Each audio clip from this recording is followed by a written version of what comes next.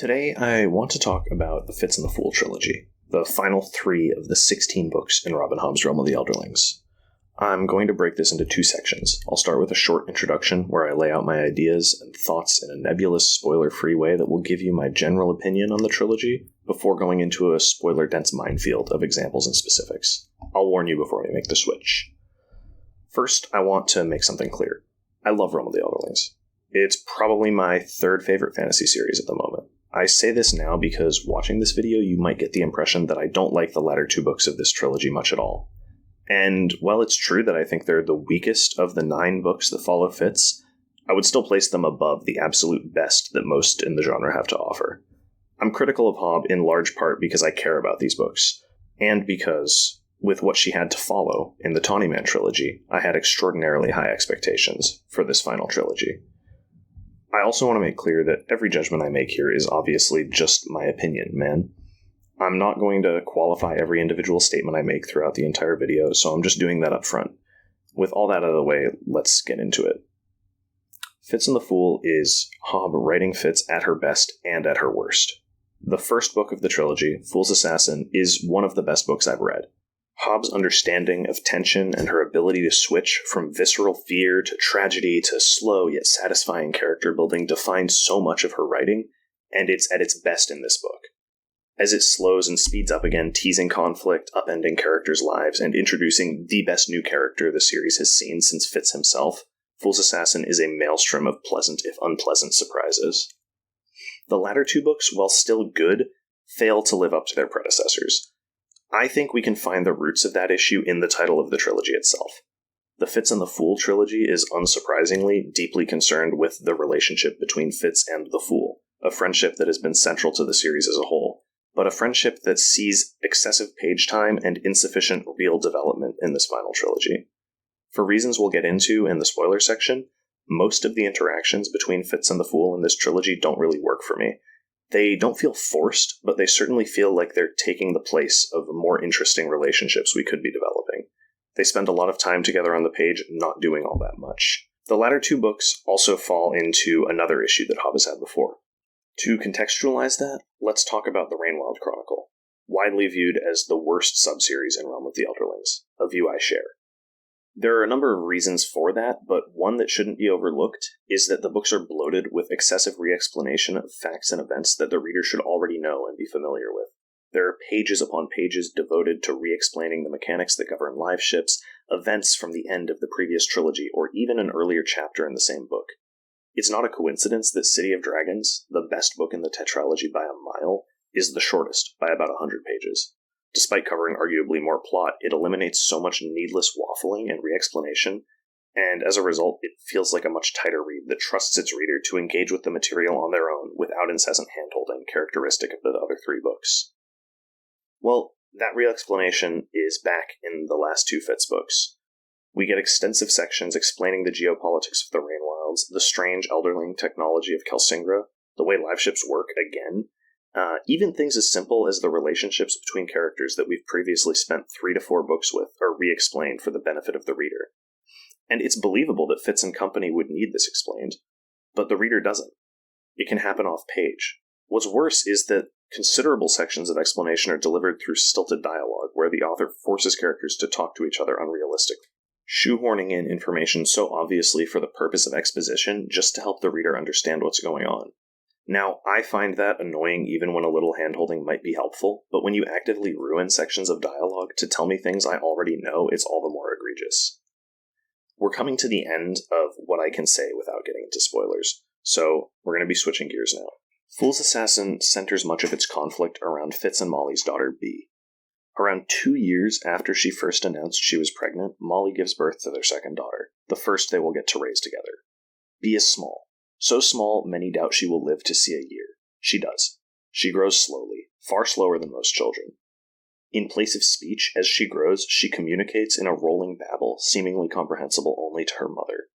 For this, she is mocked by the other children of Withywood's, and disdained or pitied by most of the adults. Even Fitz admits a disappointment in his daughter.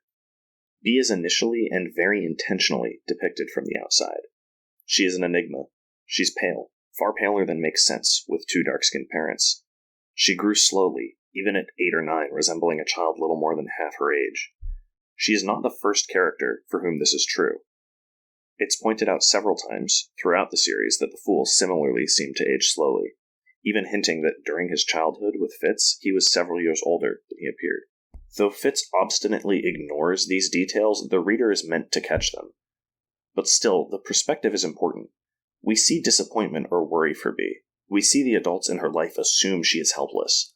Unlike the children, there's no malice in the way they interact with her, but neither is there the dignity they would extend to another child. Throughout all of this, the reader is encouraged to see the conflict primarily through Fitz's eyes. And that doesn't feel weird. Fitz is the narrator, after all. We're meant to see things through his eyes. Until we come to Chapter 10, My Own Voice.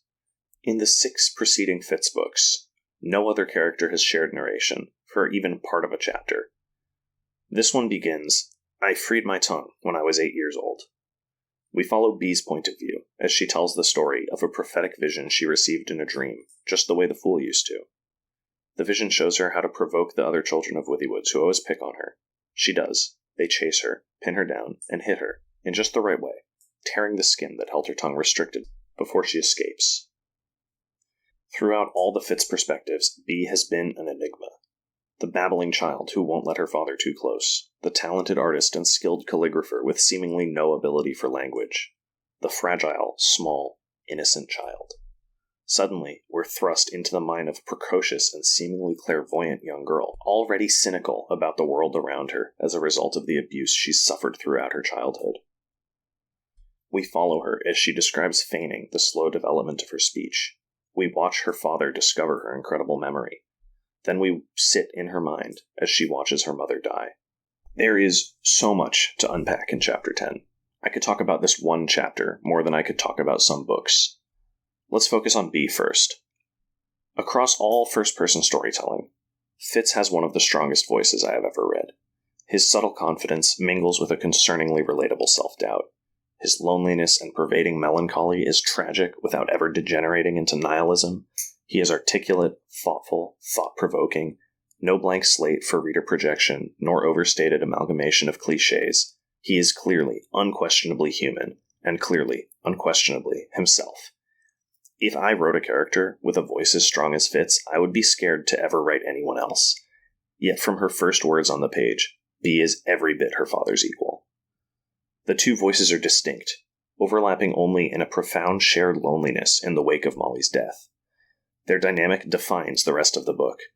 The conflict through much of the middle of Fool's Assassin centers around father and daughters learning to understand each other. They grow closer. They have always loved each other, but they come to trust and rely on each other and supply what is, to me, the best dynamic in the series, rivaled only by Fitz and Night Eyes. The middle of the book feels more like a series of loose vignettes than a full cohesive story, but that works. It follows Bee's late entry into society and how their relationship affects both her and Fitz. Hobb continues to hint at it and progress it slowly in the background, but it's secondary to our chief concern, and I like that. It's a structure I've long wished for more of, and I think Hobb demonstrates perfectly how to do it right. It's through that structure that we meet and interact with our other important characters as well. Perseverance, Per, is the scion of the third generation of stable masters at Withywoods.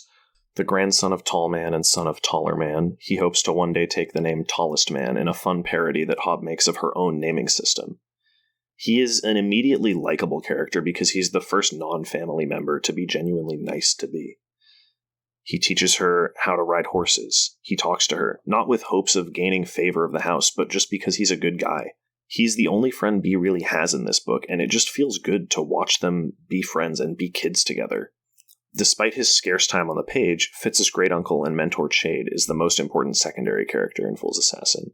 Each trilogy matches Fitz's struggles and dilemmas to one of his three father figures, through a number of different lenses of the father-child relationship. Absence, sternness, and mentorship, for Chivalry and Verity in Farseer, Burek and Tawnyman, and Shade and Fitz and the Fool, respectively. In Farseer, Chivalry is the absent father to Fitz, with Verity acting as father figure in his stead. We deal with Fitz's struggle with his abandonment, while simultaneously seeing Fitz become absent father to Nettle, and Verity to Dutiful, Fitz struggling with both absences, now from the perspective of the father. In Tawny Man, Fitz is the stern father trying to keep Hap from squandering his future in pursuit of an ill-advised romance, much the way Burek was stern with Fitz over his romance with Molly, much the way Fitz is a stern surrogate for Verity in Dutiful's life, much the way Burek is the stern father to Nettle in Fitz's absence. In each trilogy, through Fitz, we explore both sides of a dynamic of father-child relationship. In Fitz and the Fool, we come to his final and only surviving father figure, his mentor Shade, who, despite Fitz's 5 decades of life, still exerts an outsized influence on his former apprentice.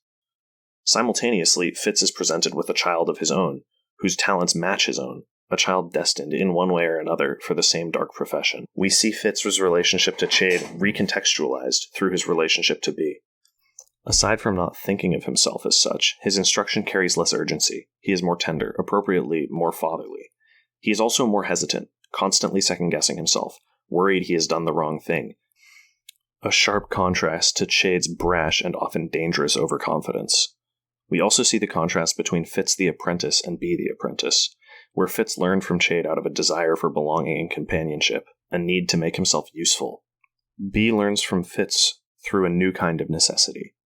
It is her own proximity to her father and his fear for her safety that lead to his showing her the rooms behind the walls, to sharing the secrets of the dying messenger.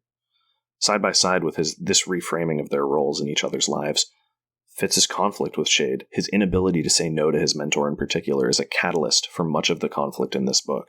For a look at that conflict, we come to Lant. We first meet Lant as a 12-year-old, sent by Chade to infiltrate Withywood's and test Fitz's preparedness against attack, shortly after Bee's birth. Fitz is ready, and finds Lant sneaking into Baby Bee's room on Chade's orders. His response is, from his perspective, almost reasonable. He ambushes the boy, forcing him to strip down to prove he has no weapons and means Bee no harm. Lant invokes Chade, and we later learn that he is an apprentice who Chade ultimately deems not cut out for this kind of work. He's also Chade's illegitimate son. Imagine this scene from Lant's perspective. Your father sends you to a home of a strange man to plant an acorn in the crib of his infant daughter. You are caught, despite your assassin's training. The man who catches you proceeds to methodically tear apart your belongings, checking every place you could possibly think of to hide a weapon, and some you'd never have considered. He strips you down and interrogates you, all while coldly brandishing a knife at you. You know just enough about this sort of thing to know that he is far better at it than you could ever be. It's a striking introduction to who will become one of the chief side characters in Fitz and the Fool. Lant, like most characters in this trilogy, is at his best in Fool's Assassin. We see this insecurity and fear that he can't shake around Fitz. Conflicting with that is his immense respect for those close to Fitz. He admires Chade. He speaks almost reverently about Nettle and Riddle. The above three have agreed that Lant, whose life is endangered by his foster family, will be safest in Fitz's care. Shun, or Shine, Chade's illegitimate daughter, is passed off on Fitz with similar justification. These two become points of conflict for Fitz initially, because they tie into his inability to say no to Chade. He has just lost his wife and is trying to find a way to bond with his daughter, yet Chade, arguably the most powerful man in the Six Duchies, insists on passing yet another responsibility onto his great-nephew. The issue is compounded with the complexity Lant and Shun themselves present. Shun starts in a similar place to Malta in Ship of Magic, and while she gets less attention than Malta in the following books, her arc is similar. She is materialistic, self-centered, and attention-seeking. She is openly disdainful of Withywood's hospitality. She's a difficult character to empathize with, especially when the issues in her life that she chooses to be most vocal about, the color of her bedroom, the sparse population of the town, etc., are dwarfed by the issues that might actually lead one to sympathize with her, attempts on her life, made by her stepfather, for example. If we look further into these issues, however, we see a wealth of characterization. Where Shun and Malta share these traits superficially, they have vastly different places of origin. Malta's materialism comes from a place of privilege, and her story is fundamentally about the loss of that privilege and how she reacts to it. Shun's materialism, on the other hand, could be seen as the legacy left by her history of abuse. Her obsession with small, meaningless things could be an attempt to exercise control over all she can conceive of controlling. And that's tragic, but that's an understanding of her character that comes with time. It doesn't change the reader's immediate negative reaction. Compounding this is her disdain for Bee, a character the reader is rightly drawn to sympathize with, particularly with respect to comments about her appearance and speech. Despite lip service paid by herself and Chade, Shun effectively takes on no responsibilities at Withywood's, compounding that unlikability further. By contrast, Lant at least has a job. though this won't help in the long run. Tutoring Bee and the other children is to be chief among his responsibilities at Withywood's. His relationship to Bee exacerbates the tension between him and Fitz. Like Shun, the reader's natural inclination is likely to sympathize with Lant. He's a young man, unsure of his place in the world, forced into hiding by a vindictive, power-hungry foster family. Also like Shun, Lant works hard from his return to Withywood's to purge the reader of any sympathy they might have for him. He humiliates and verbally abuses Bee during their first lesson because he believes she has been faking muteness and illiteracy for attention. He further punishes her by refusing to teach her at her own level and forcing her to study basic letters as some form of justice. This scene is fantastic. First, it shows us so much about Lant, primarily his absolute devotion to Nettle and Riddle. See, it seems like so much of his indignation at Bee is on their behalf. Bee's sister has been worried about her development, laboring under the delusion that Bee will be helpless in life without Molly. His reaction to learning what a precocious child Bee is to assume malicious intentions and humiliate the child for causing Nettle any consternation.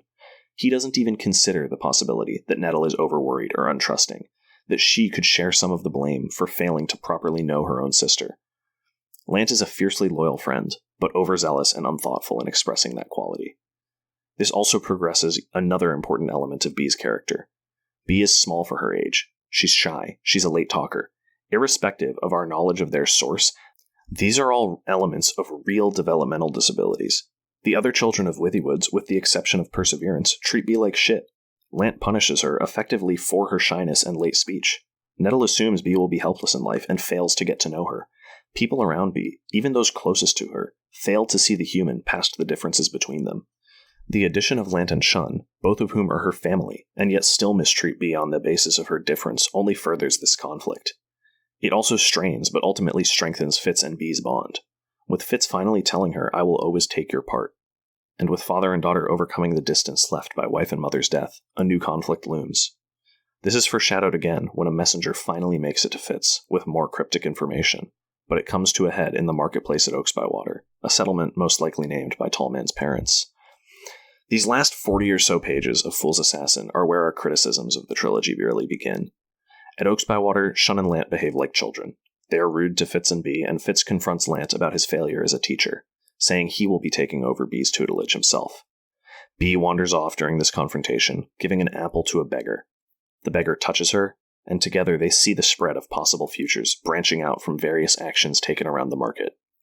I find this scene strange because, with the exception of this and the scene where Bee frees her tongue in Chapter 10, the White Prophet's prophecy comes exclusively through dreams. On the other hand, it's forgivable because the mere fact that prophecy comes to them through another means in this scene is not necessary for the plot, and thus feels more like an aesthetic choice than a plot contrivance. Fitz comes out of the tavern to see a dirty beggar he has never seen in his life holding his daughter. He rushes over and stabs the man repeatedly. This I find less believable. I buy the protective paternal instinct taking over, but I don't buy that Fitz needs to draw the knife immediately to go the murder route. I also don't buy that the beggar, who in a not-so-surprising twist turns out to be the fool, survives the multiple stab wounds to the lower abdomen, let alone in his already weakened state. Fitz has been trained as an assassin his entire life. For one thing, that imparts a degree of self-control, an ability to assess a situation. He could have incapacitated the fool with his bare hands, for example, or even slowed his roll just long enough to recognize his closest friend. Now, we can hand-wave that with the protective paternal instinct excuse, and that's fine. But here's our next issue. Again, Fitz has been trained as an assassin since childhood. If he wants to kill someone with a knife, he's not going to fail. He's not going to maim them and just put them at death's door. He's not going to give them an hour or two to live. He's going to kill them immediately, especially if they are already frail and near death to begin with. But Hobb needs us to be in this Goldilocks zone. She needs the fool's wounds to be potentially fatal, but ultimately survivable, to push the plot in the direction she wants. And that's fine, that's part of the job, but for one thing, it is certainly better when we can't notice it happening, and for another, it's only worthwhile when you're pushing the plot in a good direction. So, first let's talk about why the marketplace scene had to happen the way it did. Reason 1. The Fool needs to survive his injuries because Hobb wants more of the Fitz and the Fool dynamic. It's that simple. Hobb desperately wants to continue discussing the complex and often abusive friendship between her two most important characters. That's obvious simply by how thoroughly the relationship takes center stage in the latter two books. where Fitz and B was the central dynamic of Fool's Assassin, with B and Purr, and both Fitz and B, with Lant and Shun, seeing considerable page time as well, Fitz and the Fool takes over for all. Now, I have a hot take that will probably really hit home for some people, and will sound like sacrilege to the rest. This trilogy would have been better if the Fool died right here. I'm not going to defend that take just yet. First, we have to get to reason 2. Fitz needs to be away from Withywood's. While Fitz is with the Fool and Buckkeep, Chalcedian raiders, hired by the people of Claris, sack Withywood's, raping and killing much of the estate's population, and burning their corpses in the stables. They use the skill to befuddle any attempts to fight back, and ultimately kidnap B, thus providing the thrust of the narrative for the remaining 2 books. It's so important to where the story goes that Hop literally cannot have Fitz attack the Fool in any less lethal way. If Fitz is at Withywood's, there's no telling how the raid goes. Does his skill overpower Vindeliers? Does his battle prowess repel the raiders, or is he killed, taken with B? Well, we can't have any of that. Fitz can't be taken for the same reason the Fool can't die, and B must be taken to move the plot. Now, much like the last reason, I actually think the trilogy as a whole could have been better without B's kidnapping. We'll talk about that. In Fool's Quest, B's time is spent with Shun, trying to survive their Chalcedian captivity. Shun protects B when she takes ill, and when the servants escape with B via the skill pillar, B repays Shun's kindness by biting the hand of the servant linking her to Shun, causing her to let go of B, and thus leaving them both behind after the trip through the pillar. Now, here's another question.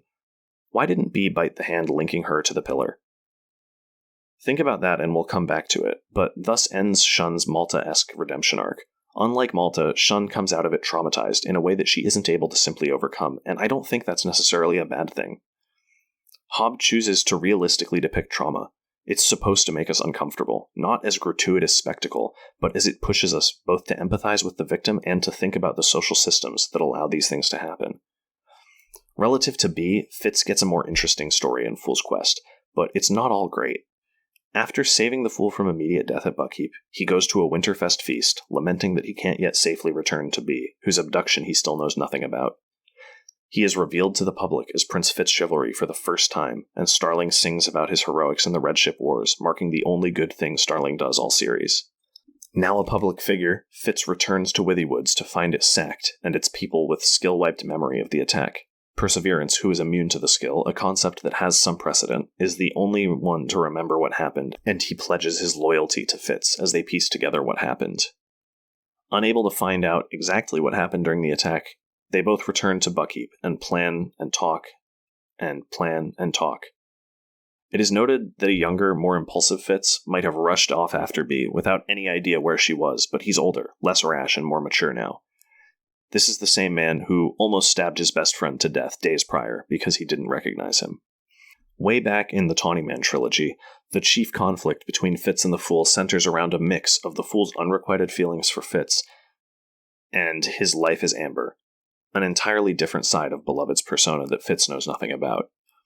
A lot of people read the chief source of this conflict as Fitz being homophobic and uncomfortable with his friend's affection, as well as a discomfort at seeing Amber as a woman. I've never really understood this reading, as it always seemed obvious to me that Fitz's chief issue was with the hypocrisy of the Fool holding intimate knowledge of Fitz's life while hiding an entire persona from Fitz. One Beloved insists is just as much a part of himself as the Fool. This issue is chiefly dealt with in Golden Fool and Fool's Fate, and to me is compounded by Fitz's loneliness in the immediate wake of Night Eye's death. It's made even worse by Jack claiming knowledge of who Fitz is, despite Fitz having no knowledge of her, again serving to make him feel like an outsider in the life of who he thought was his closest friend. In their eponymous trilogy, Fitz and the Fool's conflict still centers closely around the Fool's secrecy, but also focuses on Fitz's skepticism of the Fool's prophetic knowledge and foresight. This conflict characterizes much of the early middle section of Fool's Quest, as well as the first half of Assassin's Fate, and is the worst and least interesting part of any Fitz book. In large part, it just feels like such a close repeat of the last 2 Tawny Men books, and we know we're reading this at the expense of more time with Shade or Lant or Purr or Ash/Spark, a new and interesting character in her own right. In Farseer and Tawny Man, Fitz and the Fool's fights still left room for considerable time developing Fitz's relationships with Burek, Shade, Verity, Kettrick, Thick, Dutiful, Molly, Hap, Starling, Jinna, Regal, and Riddle. Only in Fitz and the Fool does it feel like they're taking the place of the development with any new characters. When something else finally decides to happen in Fool's Quest, Fitz gets information that Bee's captors are heading towards the coast where the ships will sail back to Claris. He and Riddle plan to go after them with the contingent of Fitz's newly formed personal guard, a personal militia that he starts training in this book, goes on one mission with him, and then never features again, despite his crusade against Claris in the following book. Per and Riddle accompany Fitz, but he drugs them to race on ahead recklessly. He finds that the Chalcedians and servants have turned against each other and had a chaotic fight. Fitz fights, tortures, interrogates, and kills surviving Chalcedians, learning a bit about the servant's destination, but he's too late to save Bee. It's believed that she was lost in the skill in their escape, since no trace of the servants is found on either side of the stones. So the characters all give up hope for saving her, and Fitz bends himself towards revenge. After more planning and waffling, Fitz sets out to go towards Claris through the skill pillars. He wants to go alone, but Lant and Per sneak along, grabbing hold of him at the last minute before he leaves through the pillar. Spark and the Fool follow shortly after, using dragon blood to access the pillar and almost dying in the process. Fitz says he's just waiting for a chance to send the rest of them back to Buckkeep, a sentiment he repeats to himself and the Fool throughout the remainder of the series, despite never even trying to follow through on it. They bicker and survive in the snow near the Dragon Quarry from the end of the Farseer trilogy, before heading back through the stones, this time to Kelsingra, ending Fool's Quest. Assassin's Fate picks up with the reveal that Bee is not yet dead, and yeah, no shit. Fitz has been lost in the skill pillars for months at a time too, it's not exactly a new idea. Of course, she emerges near the quarry just in time to miss Fitz, which is convenient for the plot, but not so much for me. Bee's POVs for the first half of Assassin's Fate comprise failed attempts to escape from Dwalia that ultimately accomplish nothing, and she is taken to Claris anyway. Fitz's parts follow a trek through Kelsingra, the Rainwilds, and the Pirate Isles, reuniting us and uniting Fitz with characters from the Live Ship Traders trilogy and the Rainwild Chronicle. The main issue with this section of the book is just how much it drags and how much it insists on centering the same conflict between Fitz and the Fool again and again. Compare the sailing section in Assassin's Fate to a similar section in Fool's Fate. In Fool's Fate, we have Fitz's conflict with Thick, who resents having been brought on a ship at all. There is the impending goal of killing or freeing Icefire, the ongoing mystery behind Eliania and Petra's, I cannot pronounce his name, motivations, a mystery Fitz is able to actively investigate over the course of his journey. There is also the inevitability of Fitz's eventual return to conflict with the Fool. But having spent so much of Golden Fool focused on that conflict, Hobb wisely offers the reader a reprieve for the first half of Fool's Fate, giving time to focus on the tensions surrounding Dutiful's wit coterie and Fitz's tutelage of Swift, a relationship that ultimately ties into the story's concern with fatherhood and Fitz's ultimate reunion with Burek. By contrast, the analogous characters in Assassin's Fate have no direct engagement with the central conflict as they sail from Kelsingra to the Pirate Isles, and the Pirate Isles to Claris. There is no mystery to consider, so all that's left for them to do with respect to regaining Bee is wait and plan their attack. Despite that planning, which takes up considerable page time, when the time comes to execute, their entry and exit from Claris are decided on the fly. Ultimately, none of their numerous planning sessions, none of their discussions come to anything with respect to resolving the main plot. While some of the side characters are more interesting, Paragon's transition from ship to dragon chief among them, other characters are shelved entirely. For the duration of their sailing time, Perseverance is relegated to the character that likes and is good at sailing, and Fitz sometimes thinks about sending him home to keep him safe. Lant and Spark have reference made to their burgeoning romance, but we hardly see any of that either, since Fitz's perspective is focused entirely on the black hole that is his conflict with the Fool. Fitz and the Fool in Tawny Man is a nuanced and fascinating conflict. We discussed the tension coming from Fitz's feeling unwanted and unvalued in Golden Fool. Fool's Fate adds in a layer of perceived betrayal on the Fool's part as Fitz attempted to go to Aslevial without him, thinking it an attempt to subvert the Fool's own prophecy that he is destined to die there. Their conflict in Assassin's Fate, well, in large part, it just continues on a similar thread. In Tawny Man, Fitz didn't like the idea of the Fool having a secret other persona that he knew nothing about. In Fitz and the Fool, he now is forced to live with that persona and realize that he doesn't like her. Add that to the fact that Fitz continues to be skeptical of the Fool's prophecy and thinks he would be better suited to do the job alone. Those are the beats repeated in every conversation they have for the entirety of the latter two books, but nothing much is really done with them. In Tawny Man, Fitz comes to a level of comfort with the imbalance of shared information, realizing that a disparity in desired privacy does not mean the Fool doesn't care for him. Their conflict doesn't completely resolve, but it evolves and changes as the characters grow. In Fitz and the Fool, their disagreements don't change. The shape of the conflict is the same when the Fool leaves Clarice with Bee as it is when he wakes up in Buckkeep Castle. In a way, it's beautiful to see them finally put conflict to the side when they carve the stone wolf, but they haven't resolved it. They've merely decided that in the face of their friendship and their impending deaths, it's unimportant. And that's cool and all, but it makes the pages upon pages of stagnant bickering feel more than a little pointless. At around the halfway point, both sides make it back to Clarice. Bee is mistreated, but gets a brief infusion of skill, allowing her to kill Dwalia, the leader of the party that captured her, and one of the four, the cabal that runs Clarice and comprises the four most forgettable villains in the series. In killing Dwalia, she turns Vindelier against her, making a powerful enemy who dies in a fire shortly thereafter.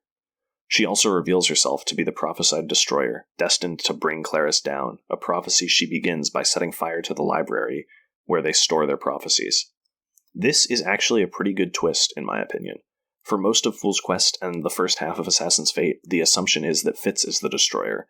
And the irony for Clarice is that they bring Fitz down on themselves indirectly, both by torturing the Fool and kidnapping Bee. Bee being the destroyer is cool, first of all, because she's a 9-year-old girl, and second, because it more directly writes Clarice bringing about its own downfall. Dwalia is literally the only reason Bee makes it to Clarice at all. She very directly brings about the downfall of her own abusive society through the process of trying to empower it further. It's not an entirely original idea, but it's really fun and it's really satisfying, and it's executed extraordinarily well. Fitz and Co. arrive and sneak in. They reunite with Bee, but Fitz's legs are trapped in a collapsing tunnel while the others escape. They head back to the Six Duchies. Fitz, still trapped under the debris, is saved by an exploding vial of silver that he took from Kelsingra. It coats his hands in an intentional callback to Verity at the end of Assassin's Quest.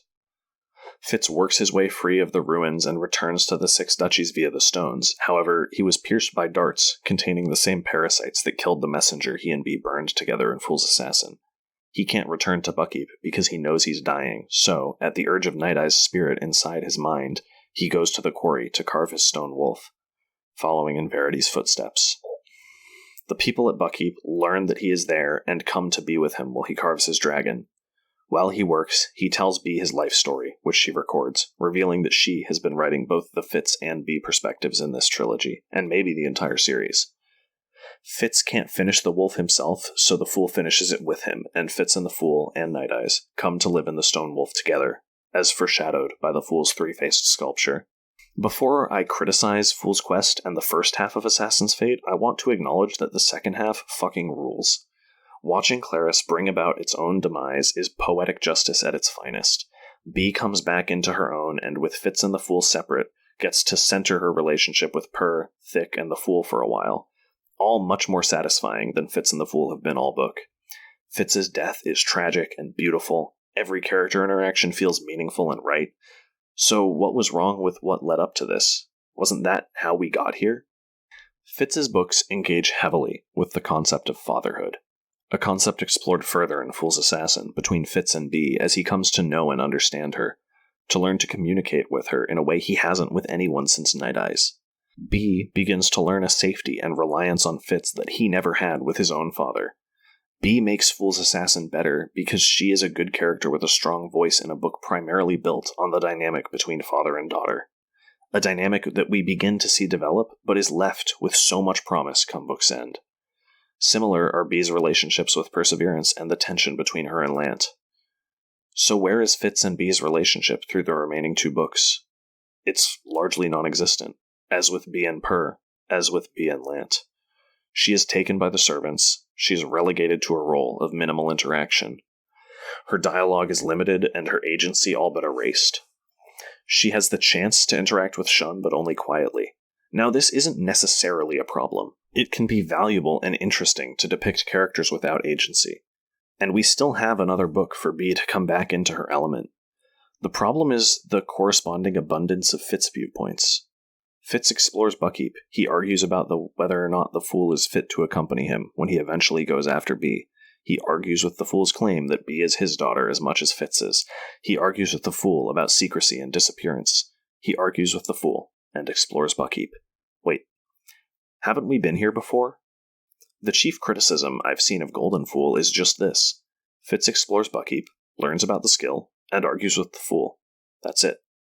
Now, I actually love Golden Fool. Specifically, I like it a lot more than Fool's Quest. Why?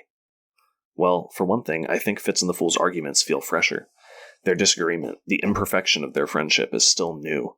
Golden Fool was when I first entertained the notion that the Fool isn't actually a very good friend, that he's unnecessarily secretive, cruel, and unsupportive of Fitz.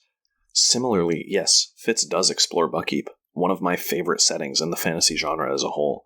But in Golden Fool, Buckkeep Town and Castle are centers of interesting conflict, and the exploration is merely dressing for the development of that conflict. In Buckkeep Town, Fitz struggles to stop Hap throwing away his life.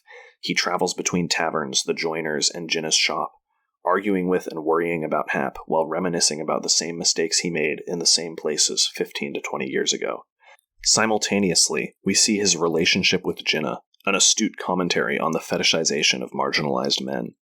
In the castle, he unravels the mysteries of the Piebald conspiracy, the Out Islander plans, and the skill. He creeps through the walls of Buckkeep Castle, spying on the Out Islanders, learning to relate to Thick in Shade's rooms, learning about the skill in Verity's tower. In Fool's Quest, all the interactions in the castle relating to the main plot are pure speculation between Fitz and the Fool.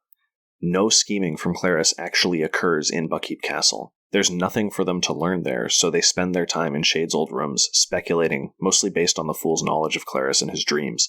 And as we know, none of that speculation ultimately leads to anything. At no point do they have a realization relevant to the resolution of the plot. Here, the pretense at progressing the main plot is merely dressing for what is, to the text, the most important issue, exploring Fitz and the Fool's relationship. That's the crux of Fool's Quest to me, and I say that as someone who, after the Farseer trilogy, called the Fool my favorite character in the series. The problem with Fool's Quest, and Fitz and the Fool in general, is too much Fool. You know what? One book isn't all that bad, though. We still have all of Assassin's Fate to focus these new, interesting character dynamics, right? Well, no. The first half of Assassin's Fate continues Fitz and the Fool's bickering. It continues Fitz's insistence on Lant, Purr, and Spark going home, making that the most repeated talking point that no one once acts on in the entire series. Meanwhile, B continues to lack any agency. She has minimal dialogue, getting her only meaningful interactions with Vindelier. Now, that's not entirely fair, you might say. What about Dwalia? Well, it's a good time to take a look about Dwalia, and villains in Fitz and the Fool in general. Like most Hob villains, Dwalia is hateable, but she accomplishes this in a different way. Where Regal, Hest, and Kennet were fonts of charismatic hateability, Dwalia is a loser. Over the course of Fool's Quest and Assassin's Fate, the text reveals Dwalia's dwindling power and her ire at those losses.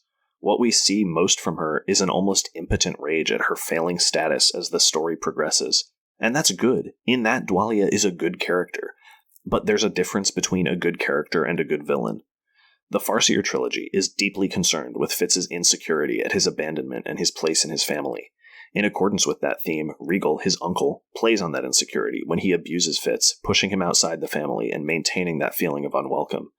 The Live Ship Traders trilogy is primarily concerned with victimization under patriarchal systems, in accordance with which its central villain, Kennet, is both a victim and an agent of the patriarchies of Bingtown and the Pirate Isles.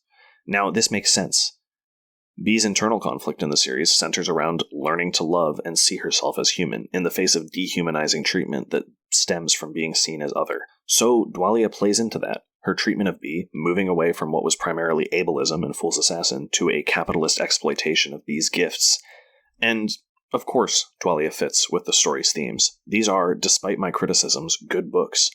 But where the previous examples engage with the themes through complex interpersonal relationships with the protagonists, Regal othering Fitz and his subtle manipulation of Shrewd, both pushing Fitz away from familial acceptance, Kennet's gaslighting Wintrow juxtaposing him with Kyle's more outright abuse, and following in the footsteps of Igrot's own treatment of himself. Dwalia's dynamic with Bee, while still thematically consistent, comes up lacking. She's just cruel and abusive in the most straightforward possible way. The reason the ableism and dehumanization that Bee faces in Fool's Assassin is so stark is that it comes from her family, her neighbors. Lant isn't just a bad teacher who's mean to her, he's her cousin. When he lashes out, it's because Bee's own sister had failed to adequately get to know her. Dwalia is certainly worse to Bee than anyone has been before, but that's what we expect of our villains. Dwalia's mistreatment of Bee is obvious because of who she is and her role in the story, and for that, it loses complexity. Replace Dwalia with anyone else from Claris, and the result is similar. All she needs to do is mistreat Bee and get her from Withyewoods to Claris. She's replaceable. She's almost a human MacGuffin. What if the villains had treated Bee well instead?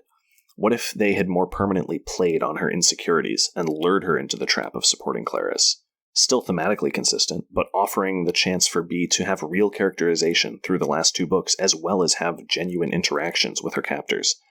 That's just one alternate possibility, and I'd like to reiterate that what we get is still good.